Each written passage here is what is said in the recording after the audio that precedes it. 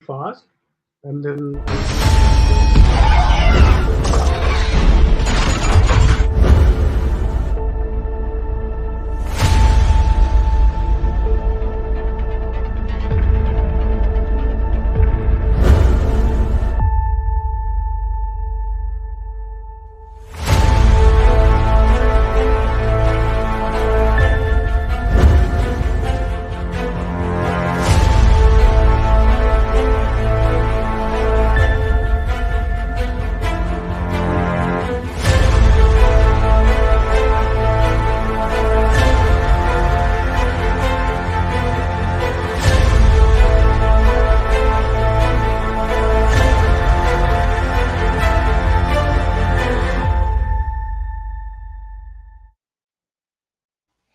Olá a todos, muito boa noite. Estamos de novo com mais uma programação incrível aqui da nossa semana de seminários e agora de forma recorrente um parceiro assim do coração nosso aqui, Vancouver Film School, tá? Quero agradecer assim em especial aqui a Daiane e o Júnior, que são nossos parceiros aqui no Brasil, né? Eles estão no escritório de São Paulo e eles estão trazendo para a gente aqui essa palestra inédita para a gente aqui, né? A gente vai falar sobre realidade virtual e realidade aumentada para jogos.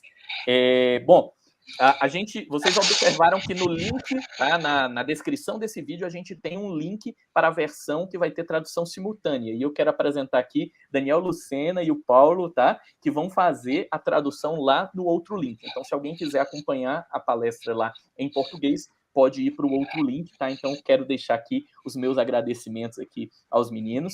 E passo agora a palavra para o professor Luiz Felipe Garrocho, nosso querido Lipão, para fazer aqui a condução aqui, junto com os nossos convidados aqui. Gente, muito obrigado por trazerem essa palestra, para conversar com a gente aqui na PUC Minas.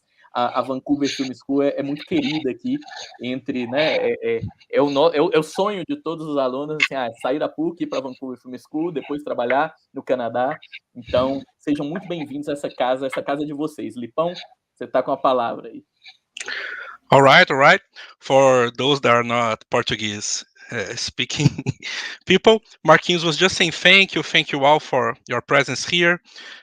We have a great relationship with Vancouver Film School, and he was just saying how grateful he is for that relationship that keeps going on and keeps growing.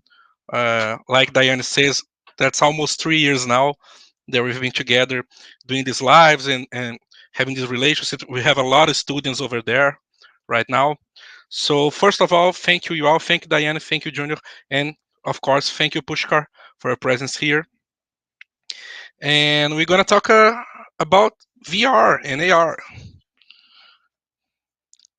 The stage is yours.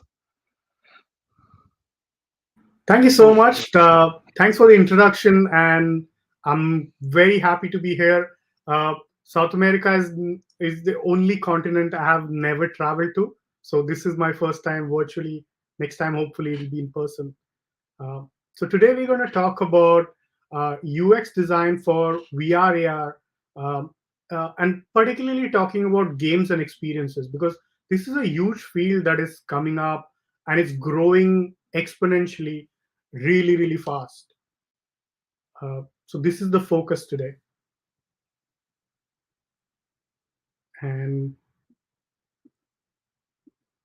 so a little bit about myself. My name is Pushkar Patange, and I'm a UX UI lead at Archaeact VR. And we are a studio who works on big IP games and bringing them into VR.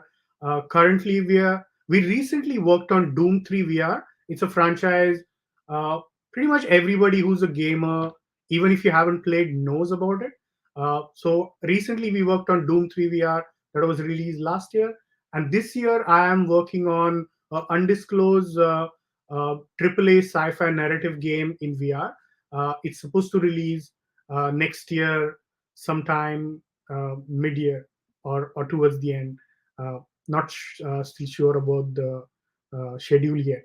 But I'm also an educator. I teach at VFS Institute, which they were just talking about. And VFS has a program on specially talking about VR, AR program, which is situated in Vancouver in Canada. Um, and this program has been going on for 3 years. This is our third cohort that I'm currently teaching.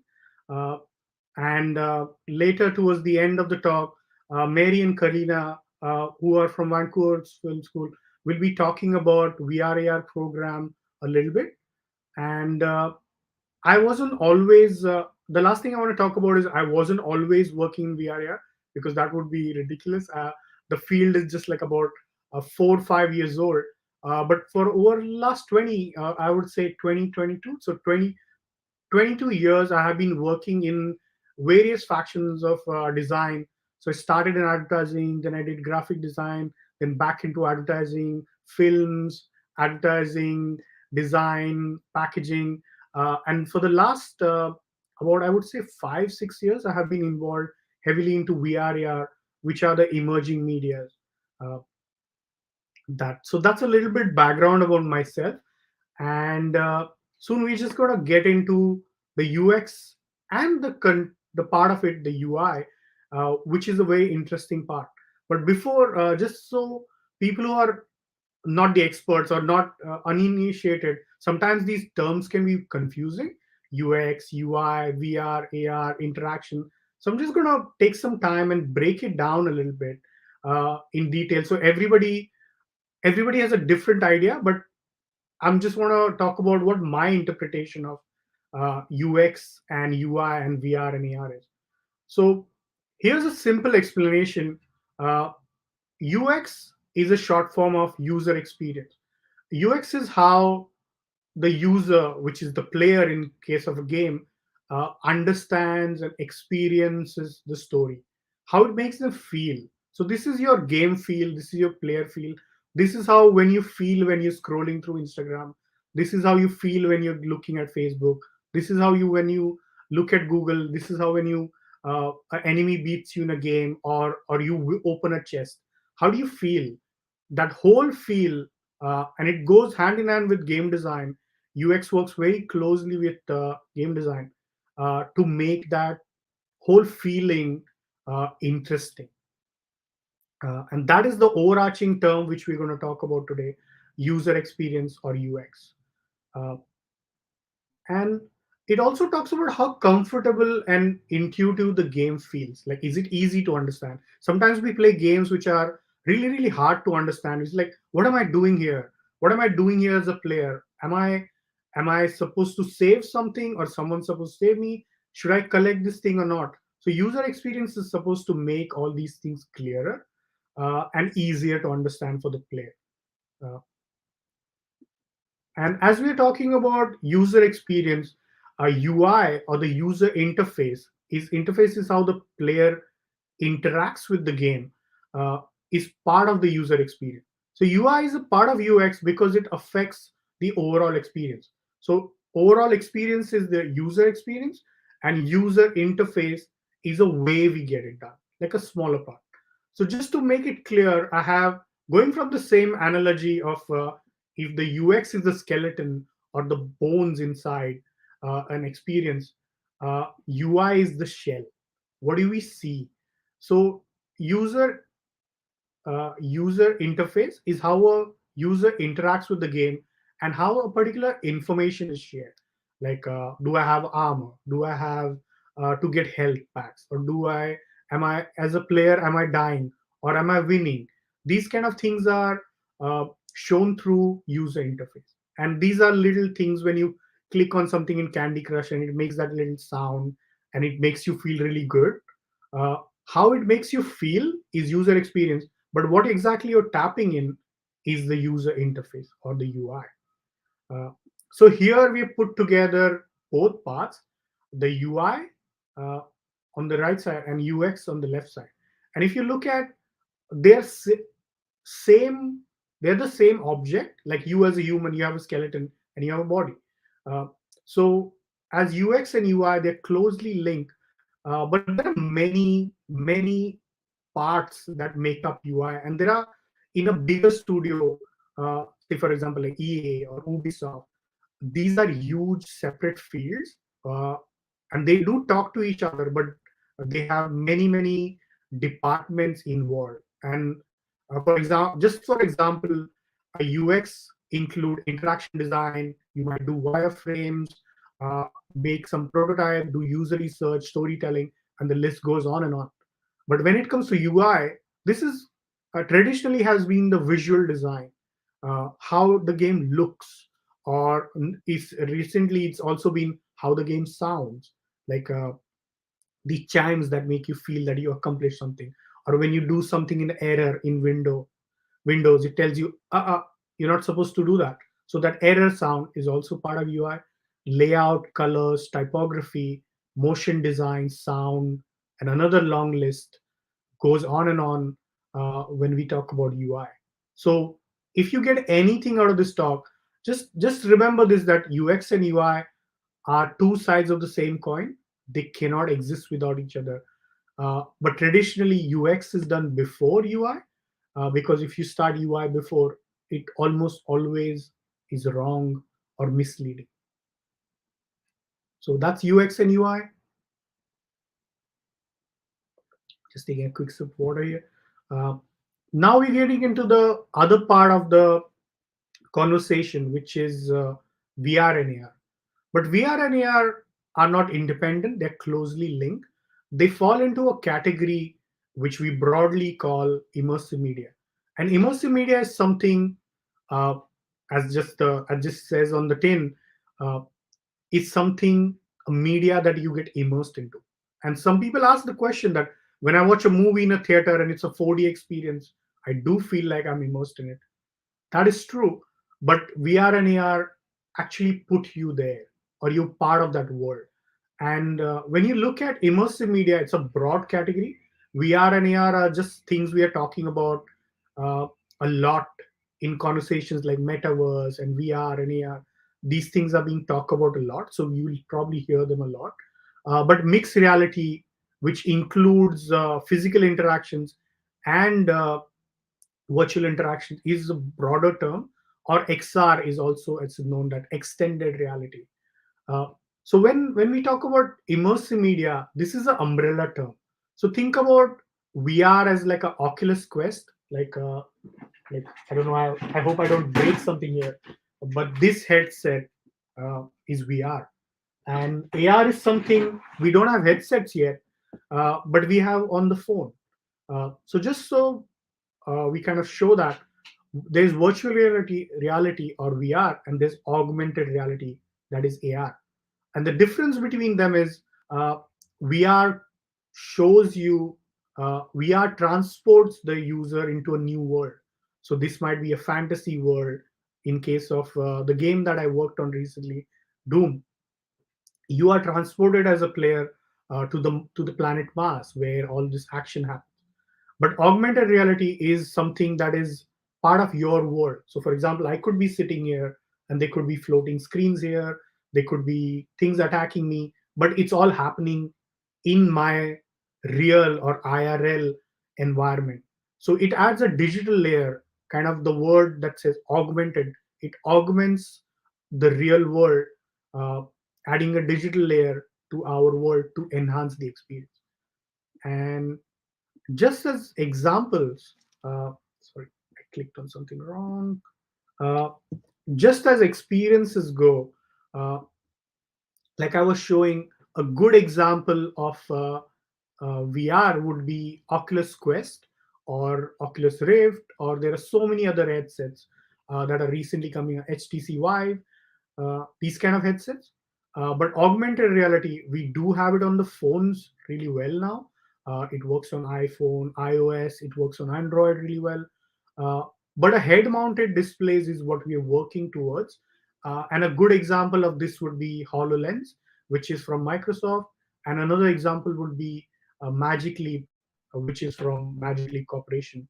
Magic Leap 2 is what we have recently. And the difference between them is uh, what VR can do really well is replace reality. It can take you to another world. If you have seen the movie Ready Player One, or read Neuromance, these kind of books, they are talking about VR because we are getting transported there. And it's a very good way to replace reality. Is that what it does? Uh, and Augmented reality is a very good way to alter reality, change the reality that you're currently living. So something comes out of the floor, something comes out of the wall. These are really good to tell stories in the real world. Uh, I hope that is clear. Sorry, I'm not seeing any feedback, so I'm just hoping everything's going well and it's working pretty well. You can hear me. Yes, I got a. It's all good. Thanks for that. And so this is the basic looking at immersive media, XR as a or a mixed reality as a category, and just kind of differentiating between VR and AR as two different technologies. Now, I want to get further into VR, which is a subject close to my heart because I currently I'm working on various VR projects, AR projects. I have been involved in. I'm currently not working on one, but they keep coming up. Uh, so virtual reality, as I've done this little diagram here, uh, is a very good way to transport user into a new world. And this technology is really good for for fantasy, creating a fantasy world or a science fiction world, a world that doesn't exist at all, to build on it, like things like a Matrix or think about Lord of the Rings. These are worlds that don't exist right now, so it would be a good technology to jump in there using VR. Uh, and I'm going to show some work when it comes to VR. But just a small disclaimer here uh, that watching a VR AR video, I'm sharing a video because we are in a flat screen world, but watching a VR AR video is looking at a photograph of a sculpture. You're just seeing one dimension of you, you're seeing one side of things. But a sculpture, as we know, is a 360 experience. You can walk around it. Imagine you're watching Michelangelo's David or any other famous sculpture. The whole experience is walking around it, looking in awe, seeing how big or small that sculpture is, what are the details. uh, and this is just a sculpture. A sculpture doesn't move or make any sounds or doesn't have an environment. So think about VR and AR as moving sculptures with environment. So what you're seeing here is probably in a video a sound and a video and movement, but what you're missing is how the game feels, the haptic, the gestures, uh, the sound that is spatially coming, that is coming from the left, is it coming from the right, or is the sound calling me? So these technologies get added layers and make the experience even more immersive. So just bear that in mind. If you, not to plug my own game, but if you really want to experience VR, go play Doom or any other VR AR game. Play a good one, because some of them are, there are some terrible experiences out there which might make you feel sick, like not feel nauseous. But the well done VR experience will transport you into that world. And here I'm playing uh, my my uh, trailer for Doom 3, which was released last year.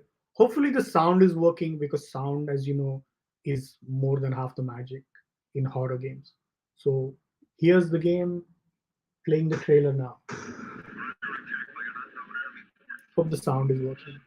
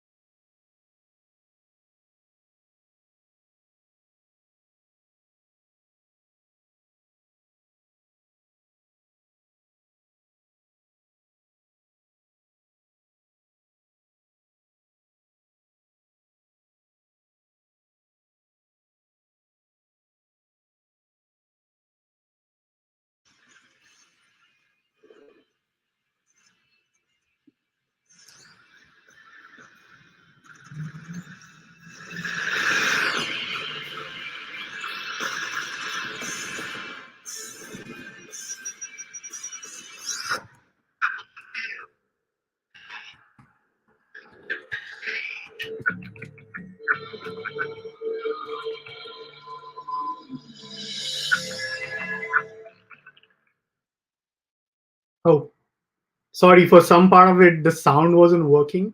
That's my bad. I just realized that when I mute myself, it mutes the video too. Uh, I don't know how we're doing on time.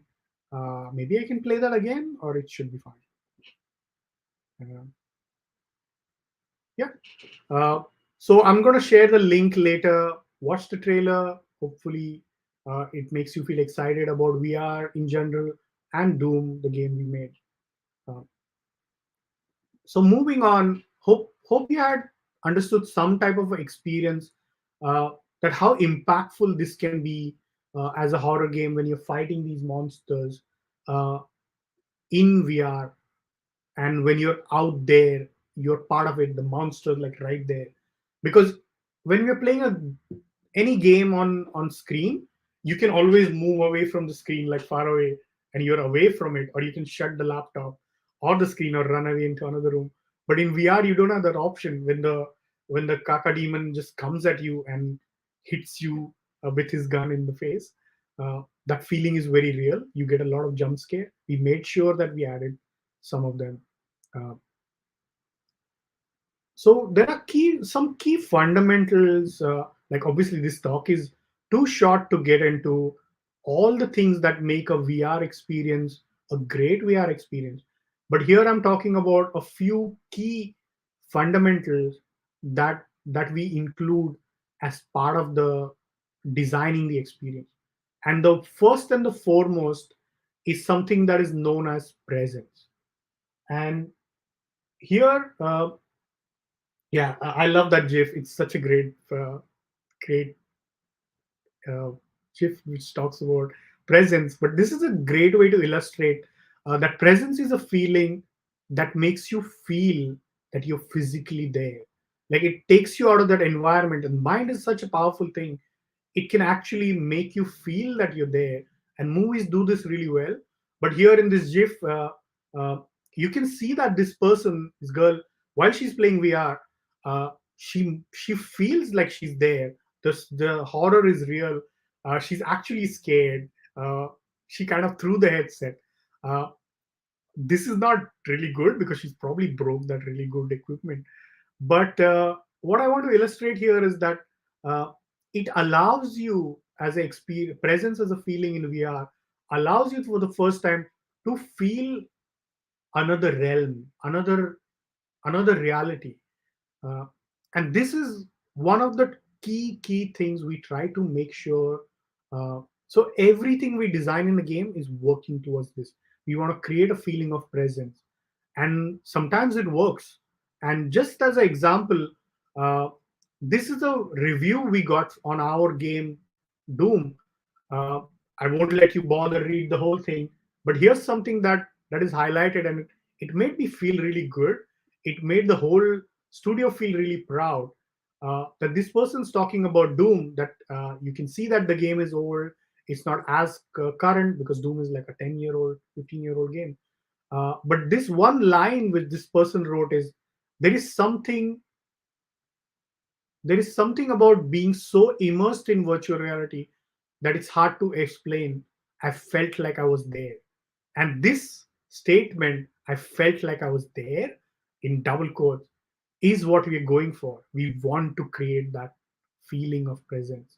So, this is the key fundamental of a VR, AR experience, that feeling of presence.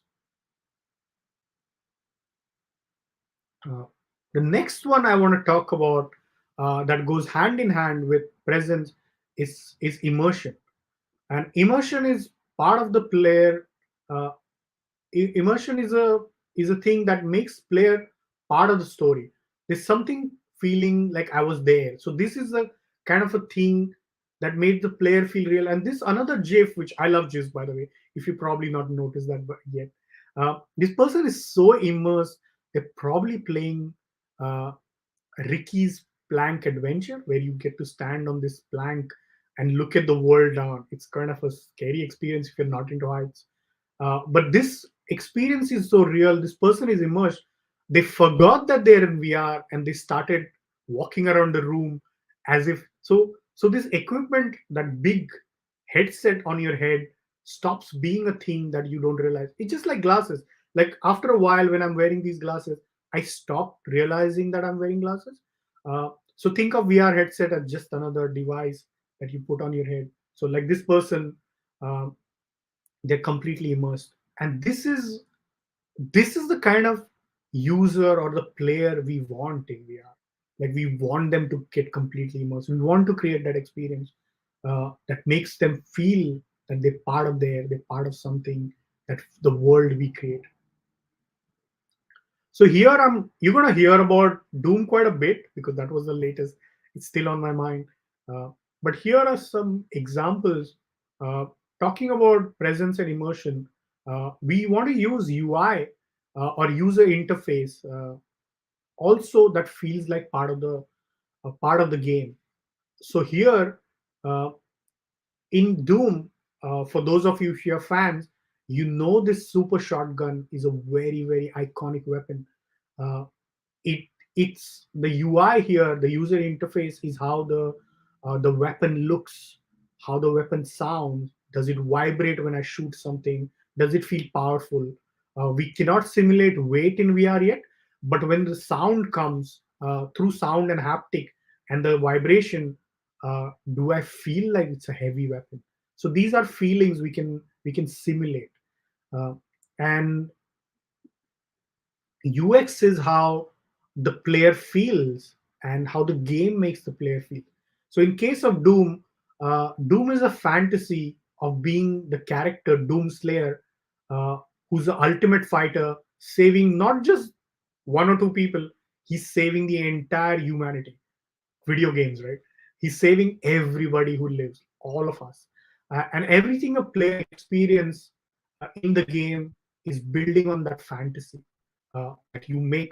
Like, sorry, pardon my French, but it makes the player feel badass. You're this marine who's almost like a giant of a person, uh, shoots shoots monsters for a living, and we build on that player fantasy. We create that player fantasy by using weapons, by using VFX.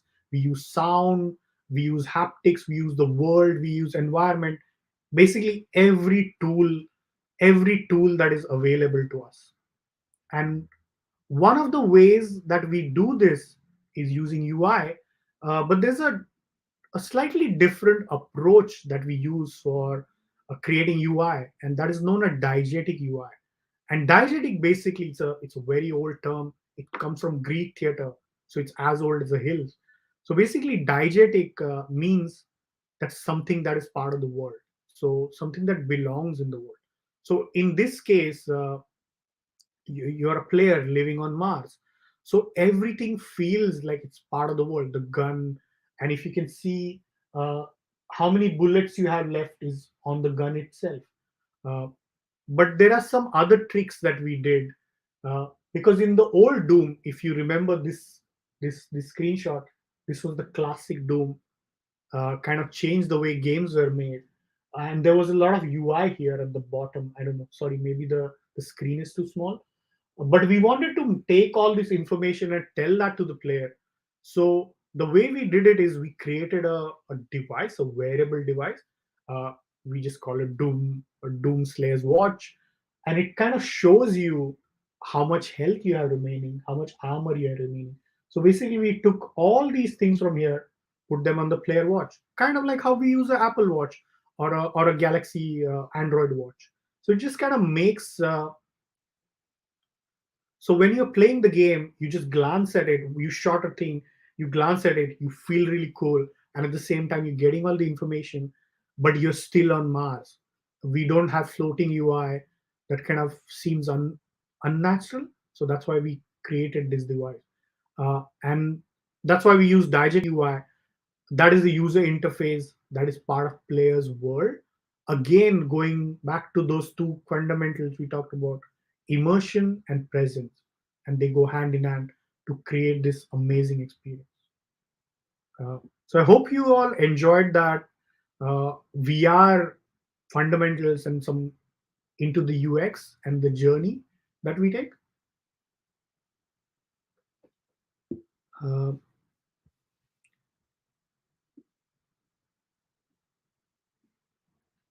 Uh, the next part that I want to talk about now, we so far we talked about VR, the virtual reality, is a tech that makes you transport user to another world. Now we're talking about the second part of the class. Sorry, I teach a lot of classes, so I just get it. Second part of the talk, which is augmented reality. And augmented reality is a reality uh, that adds a new layer to the player's real world. So, like your real world that you're living in. If you think about, if you have seen Snapchat filters, or if you've seen any Instagram filter, or if you've seen the latest Google Maps, which kind of show you turn by turn directions floating in the world, that's AR. And AR has been around for a while, but we don't have head mounted AR as yet. I feel like we're pretty close to that. It's going to happen in the next few years. Uh, so here is one example of a project that I did. It was called Puzzle Go. It's basically a location-based AR game that teaches kids. This is for primary school kids. It teaches them, and you can see it's on the phone here. It teaches them how to do chemistry and physics kind of experiments in real world. So the whole idea was to think of it like Pokemon Go, but slightly educational and fun element. So what we did is we kids create a rocket fuel, and they create a rocket and a missile, and they put it into a device that Da Vinci designed called the Spring Guard. They load it in and they fire it. And this is a team game that players do, and they have a lot of fun. Kids roam around in the park, they're out in the sun, they're enjoying themselves. Also, they learn something. So this is a AR game that we created. Uh, every time you think about AR currently, think Pokemon Go. There are some caveats there. It's not true AR. Pokemon Go is not true AR, but it's the closest way to explain AR. Again, uh, one thing I wanted to mention is that a best practice to understand and experience VR and AR is to tell and listen to immersive stories in AR. And this sometimes seems like a common sense, but as we all know, common sense is not very common. So, uh, if you want to be designing a VR AR experience, if you want to learn more about VR AR experience, just immerse yourself into this. Try as many as you can. Try a AR game, try a VR game, try experience, try some of these learning experience. And there are many available, and a lot of them are great and also free to try out. You just need to get maybe borrow a VR headset from someone, or try it on the phone if you want. But to tell immersive stories, experience them. It's the best way to experience it. Uh, again, uh, learn the medium, and it's really really great medium, and I'm passionate about it. I might be biased here, but it's a really great and fun medium to understand and immerse yourself into.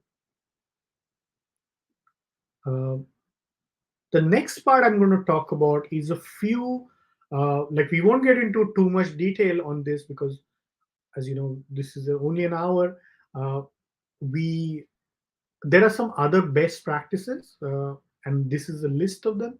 uh, I won't go into too much detail, but one thing I want to mention is learn to think in 3D. And this is a skill that should be very easily accessible to most of us. We just don't think of it that way. Because if you look around us, our world is 3D, right? Everything is three dimensional. This bottle is three dimensional. This phone is 3D. This laptop I'm talking to about, the table you're probably sitting in, is 3D. So our world is 3D. 2D is an abstraction as screens that we just recently got used to it. So computers that we know are only like less 50 to 60 years old. So this abstraction is something we got used to.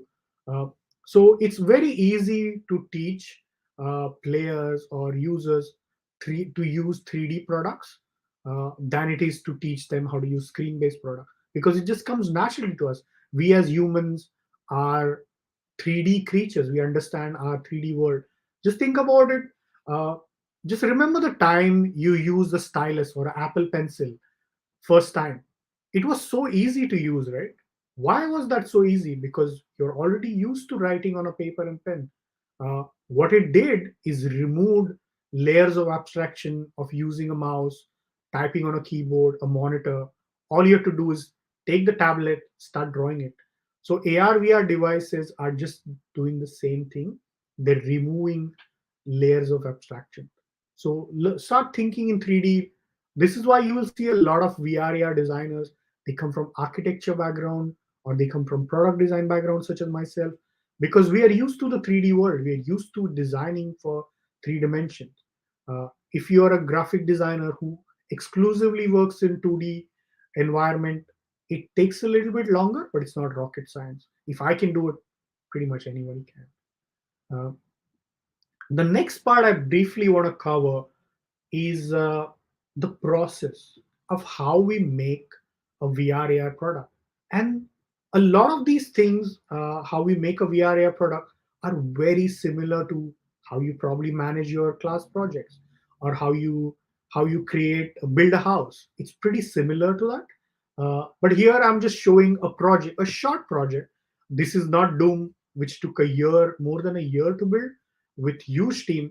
But this is a small project we did for a transport company which operates metro in Vancouver. So it's a train and bus and services they use. So the whole idea, so this whole project was done for Transport 2050, and it was only a team of 5 people, just 5 people.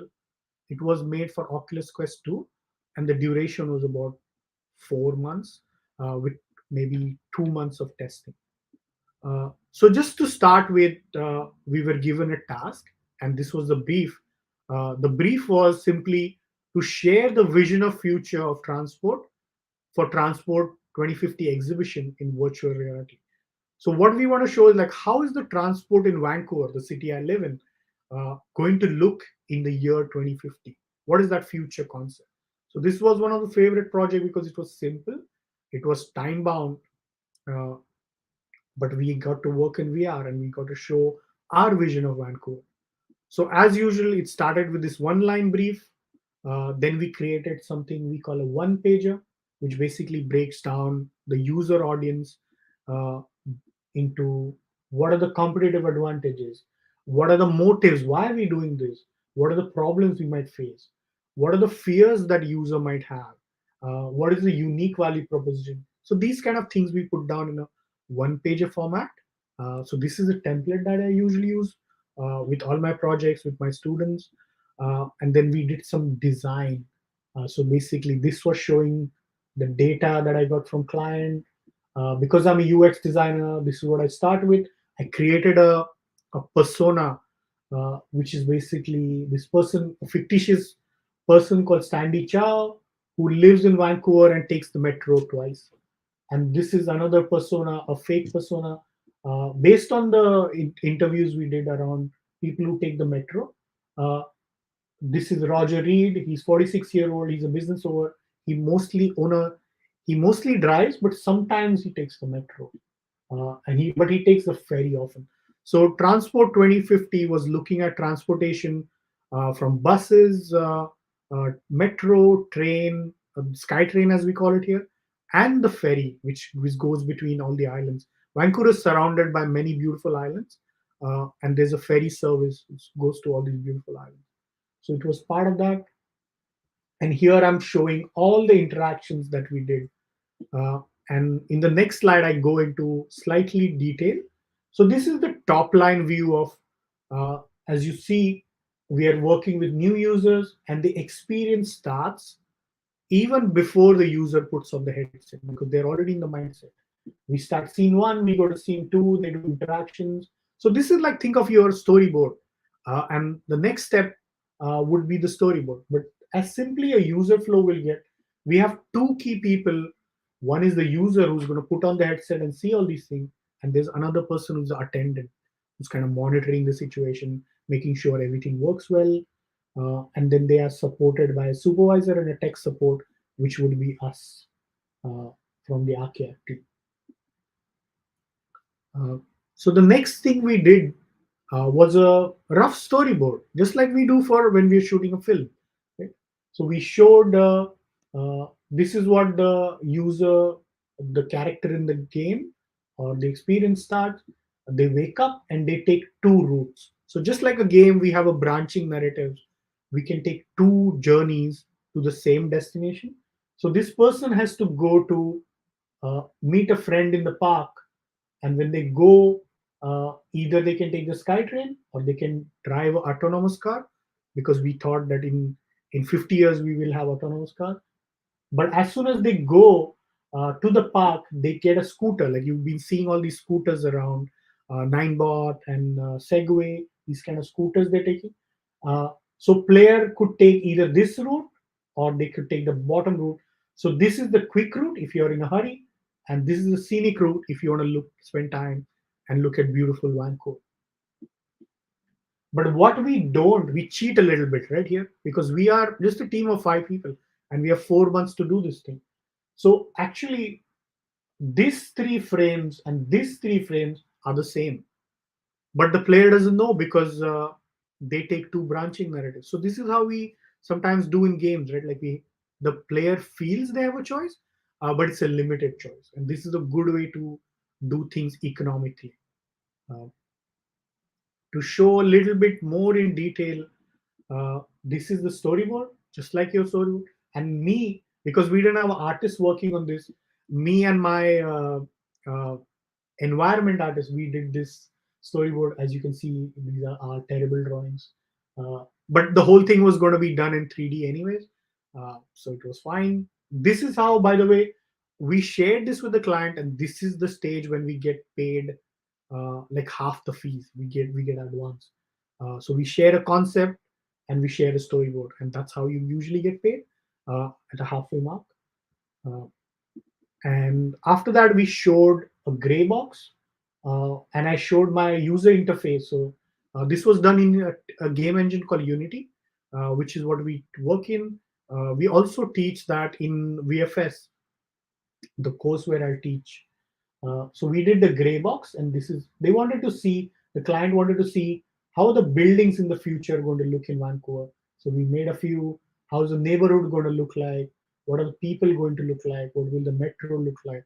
So we showed them that, and the next part was showing them interactions, like how does the player react. So this is basically my dashboard in the car, and you'll see in the next video that I share.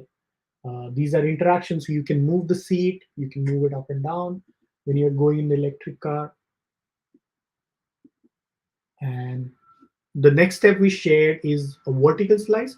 So this vertical slice is basically one small part of, so our whole experience was about 8 to 10 minutes long. But what we do is we show 30 seconds of the experience as a vertical slice to show this is how it's going to look when we do the final thing. So we showed this image, a short clip of 30 seconds as a vertical slice. And again, I have a demo of the actual game that we made. Uh, just remember, this is not Doom. This was made only by 5 people in 4 months. But this is a thing where we show a VR journey when the player takes a electric vehicle and they take the scooter. So the video is playing here. Hope you all can hear the sound.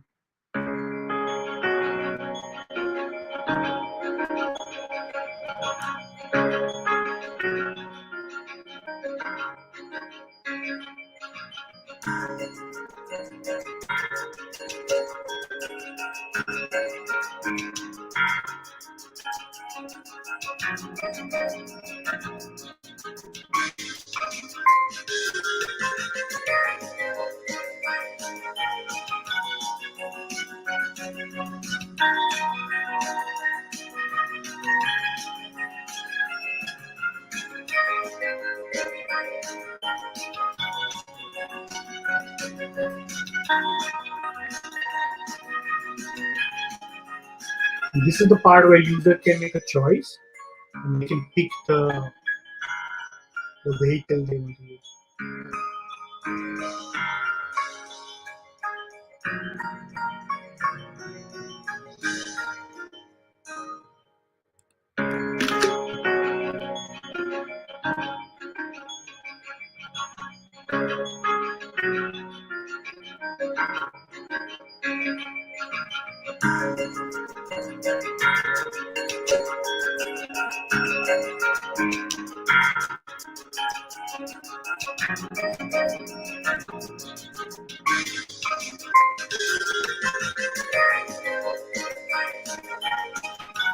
And this is the bike part that was common that players can choose. And we added some interaction where the bike is riding, the birds fly and they react. It was a lot of fun.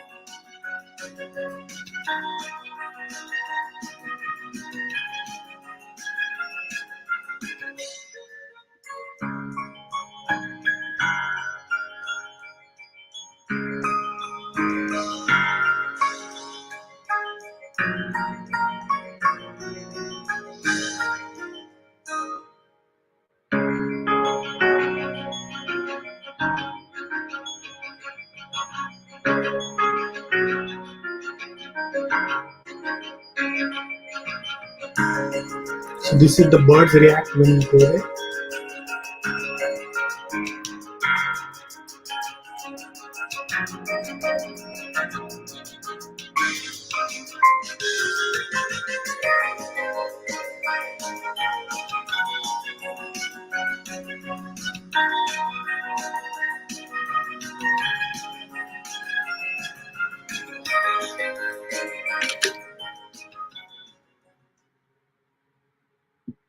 So yeah, that was the whole experience. There was another part which we did the bike, which I won't play. Uh, but this is how we finally delivered the experience. It was done in an exhibition, and at one time, 10 people could see the experience because we had 10, or was it 15? It was some 15 something headsets, and you can, I don't know if you can see in the picture, but there was like a lot of people queuing to see this experience. And it was nicely done in a beautiful day in Vancouver. We did it many times over. This was one of the exhibition, but I like this location quite a bit. Uh, so that was the final delivery, and we just made this whole thing and kind of shipped it in about 4 months. Uh, and one thing I want to leave you with as a thought, that why do I love VR and AR? Uh, I get asked this question quite a bit because for me, VR and AR, these are the best mediums right now. These things could change. These are the best mediums right now to tell a story. You not only see and hear them like a movie, but you experience them. And VR and AR are ultimate empathy building media because you can relate to people, you can understand what the other person's going through, you can really understand characters, you can almost live their life. And this is something that has come from research that has been done by Microsoft and lots of other companies, that when you experience or learn something in an immersive medium like VR and AR, it's just not something you read in a book or learn something. It becomes a memory, just like a dream. So because it feels like a memory, you lived it, the retention, ability to remember things and ability to recall things becomes very very high. So VR and AR are great for entertainment, but they're also great in education, the field that you are all in. They're great because if you teach a player to do something in VR, AR, these immersive mediums, it becomes a memory, so they can learn it much quicker. And one of the projects that I did was we were teaching players, users, how to use power tools like a chainsaw or a cutting tool, or things like carpenter tools in VR. And when we did tests on the actual machines after doing it in VR, they knew exactly what to do. They knew how to look for safety. They knew how to do this. So a lot of corporations, even military, even science, in technology, in construction, they're using VR and AR a lot because of this thing. So they're great for games, they're great for entertainment, but they have a huge learning potential that is just waiting to be untapped. And that's the end of my presentation. Uh, if you have any questions, you can ask me here. Uh, this is my website. You can see some of my work there. This is a studio that I work with called Akiak VR. We are a about 50, 60 people studio. It's situated in Vancouver. We hire people all the time, so there's be on the lookout. Unfortunately, right now we only hire within Canada. But if you're coming to look at VFS or uh, coming to visit Canada, uh, those opportunities are available. And this is the VFS program that I teach. This is the URL for that. It's vfs.eu/VRAR. And Kalina, if you can jump in, maybe you can talk about the program a little bit. Yeah, I can do that. Hi, everyone. Great to meet you. So I'm Kalina. I'm actually the new head of department for the VR AR program, as well as our digital design program. Yeah, just jumping into the details around the VR AR program. It's 8 months, and it's a design as well as development program at the Vancouver Film School, or otherwise known as VFS. And in this program, students will learn Unity, Unreal, asset creation, project management, as well as design. So a lot of the things that kind of Pushkar was able to touch on today. So the overall focus of our program is to develop an immersive experience within the industry of choice for our students. Some decide to work on games. And while we do actually have a game design program, and that's even though we have a game design program, they do want to work primarily within VR AR, and some come to us wanting to work on training applications or simulations. And in their second term, students will work on a client project with an actual real client, as well as that's in addition to your own personal final project at the same time. I'll just take a pause because I tend to have a problem with talking fast. So I'll just take a beat. And yeah, so in terms of the client projects that I can speak to in terms of our past clients, it's been with Tesla, KPMG, as well as the University of British Columbia's Medical School. So those are really cool. If you want to learn more about the program, please reach out to Diane and Junior on our admissions team. And I can also provide a link to our project showcase page as well if you want to check out our students' work. So I'll just quickly drop that in as well. Is it best to just drop it into the comments? Or actually, I can't do that. I'll drop it into the chat.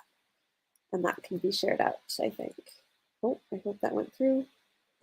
I'll just do that one more time. I don't think that copied. My apologies. 1 second. It was all ready, I thought. There we go. Whoops. There we go. And yeah, so the other thing that I also want to talk about is for any of those interested in a longer program, we also have a joint diploma program with the Vancouver Community College. That's just actually down the road from our VR AR campus. And that's where students begin at the Vancouver Community College for the first 4 months, and then they join VFS for the 8-month program, and then go back to the Vancouver Community College for a 4-month practicum. And what this is able to give you is that at the end of this joint diploma program, international students will actually be eligible to apply for a postgrad work permit as well. But definitely, if you guys have any other questions, feel free to touch base with our admissions team there. And yeah, I really hope to see some of you. I think it's really cool. And yeah, in the case of Pushkar, when they're saying they hire within Canada, I think if you were to go through that joint diploma program, you might actually be applicable at that point because you'll have a postgrad work permit. Pushkar can correct me if needed.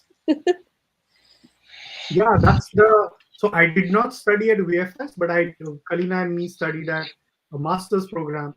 So when you are a foreign student, such as I was, when you do a program that is more than 11 months, it's up to the government, but sometimes you get up to 3 years work permit, so you can work. That's how I started, and then I got into the system. Then I applied for my permanent residency. So a lot of students start that way. Canada has a lot of these programs connected with institutes. Great. Oh, thank you again thank you for everything. We have a lot of students going there. Actually, we have there's a student of mine, Helena, just took the plane yesterday. Oh no, I think it was today. She's going there today. Yeah, he passed on the end of last year. He's going over there to take some classes with you all.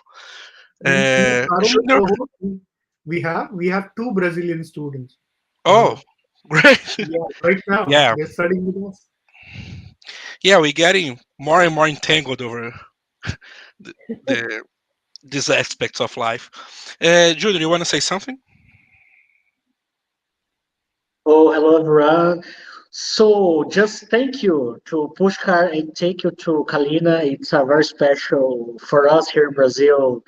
Have person like you and talk to us here. So what it is, thank you to PUC Minas too for Professor Marcos and Professor Luis.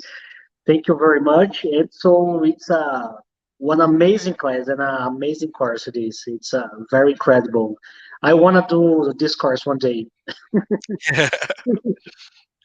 Pushka, we have had a few questions, but we're running a bit late on time over here, and everyone got to go to another presentation. So do you do social media, something like where people can contact you, something like that?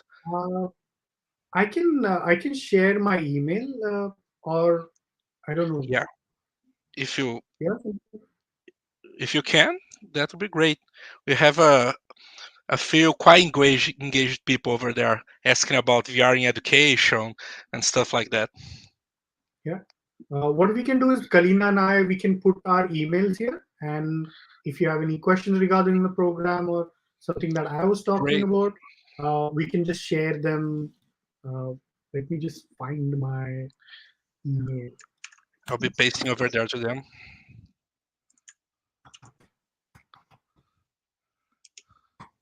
Yeah, that's me. Great. Yeah. Let's just.